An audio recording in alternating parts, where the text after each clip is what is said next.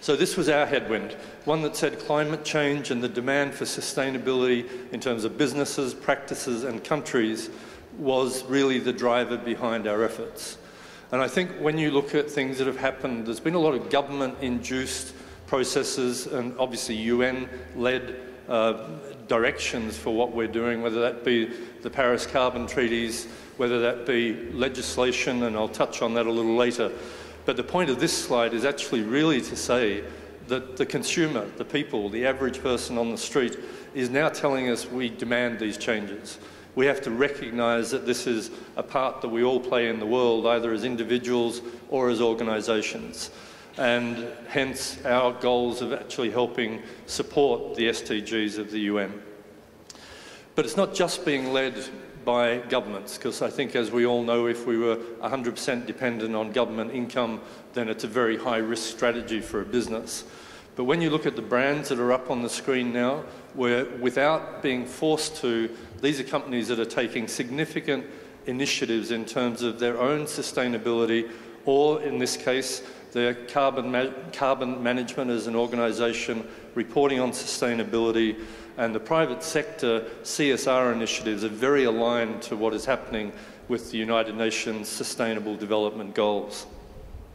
So that's good news for us. These are big companies. These are companies that are looking for help and direction in relation to their own efforts towards their own businesses' sustainability, and that's indeed where many of our opportunities are coming from.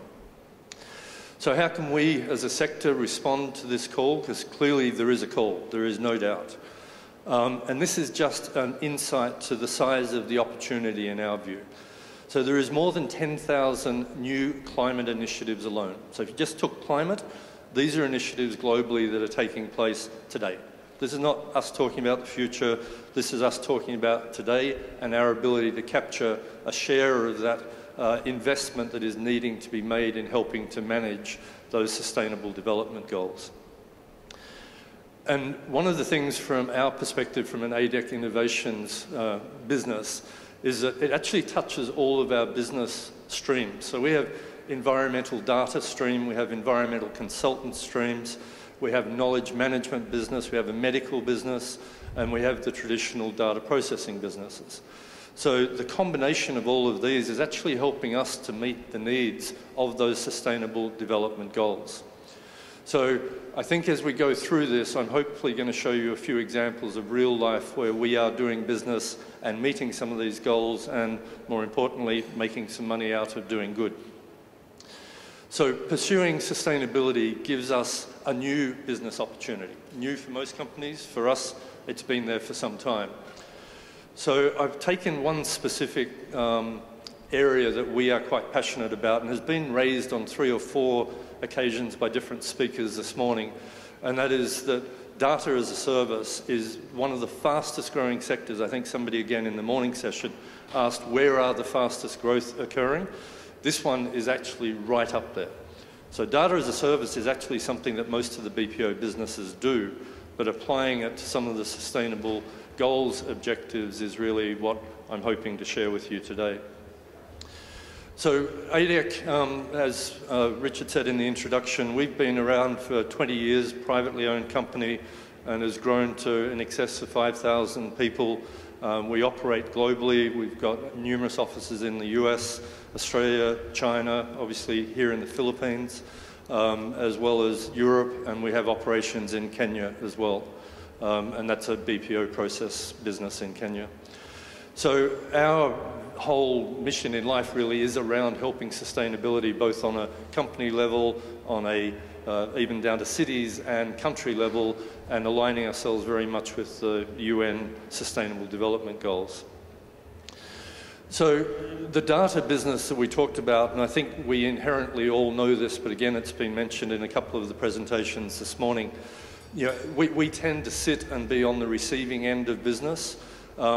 In this space, we have to actually lead the solutions because there is very little knowledge by most companies about how do I go about managing, measuring, and dealing with our sustainability as a business. And what we have done, I guess, is you can see there's a list of regulatory bodies and requirements that are actually setting standards. And ironically, a lot of the BPO business developed in the very early days as a result of a need to meet standards that were difficult for individual organisations to necessarily focus on and be able to do. This is the world doing another circle, in my view, whereby whether it had been previously through banking or insurance or health, where processes and solutions were required to meet the standards that were in place, we now have the standards, we actually don't have the solutions in many of these cases. So we've been actively working on providing those solutions using our core skills, which is actually aiming to use good data, and in some cases it's pretty ordinary data that we're having to do a lot of work to turn it into a creation of something of value that helps organisations to achieve those objectives of either reducing waste, using resources more effectively, and actually creating an environment where every product adds more value than it does take out of the environment as it goes forward. And that's nothing more than a glorified supply chain. So it's not new to many of us who are in this space, but it's a new view on the world in terms of how we deal with an opportunity. So I've now got a couple of case studies that are real. These are businesses that we operate today. And CDP started out, it's a not-for-profit carbon disclosure project that started out of the US, originally with an intent to get companies to annually report against their sustainability and in particular carbon use. There is now 5,800 companies that are reporting against their carbon standards on an annual basis, and that's 60% of the global market capitalisation of the listed companies. So that's a huge amount of people that are already working in this space, but there is probably 10 times that many that don't know where to start. So what we at ADEC do is we actually do the 4,000 of those companies. We do all of their monitoring and reporting and provide those reports back to those companies through CDP on an annual basis. So in the last 4 months of each year, we do 4,000 reports, and subsequent to sending those reports back to those 4,000 companies, we then give them advice on areas for improvement in their management of their carbon discharge. And we're doing that all here in the Philippines, all of it. So we even are now at the stage where we have young Filipino professionals with environmental backgrounds that are actually doing voice consultation to listed companies in the US, giving them advice about what they need to do to improve their measurement in the CDP. So this is really just a case study of where the BPO solution, with a few added benefits, I guess, of using some of our other talents that we have as an organisation, whereby our focus on developing training capabilities under our knowledge management solutions, having learning management solutions that we can put behind our organisations to be able to make sure that the training and development and the upskilling of people to be able to do this sort of work is available here in the Philippines. This is one that we actually are both the front end and the back end. So we own the US business that actually does this reporting. And effectively what we do, this is our view of big data with very smart intelligence at the front end, giving very good, meaningful data sets back to industry in the US. So what that map represents behind us is that someone in the US, an environmental consultant or something, is doing due diligence on environmental incidents that have happened around that property. And this is all geospatial map work whereby we're trawling through 1,400 databases with over 20 million data sets that's bigger than the whole Amazon books catalogue of storage. And every 3 months we have to update that. So this is truly big, big data and very complicated in terms of dealing with maps and long latitude positioning of all of the reports that we're getting against it.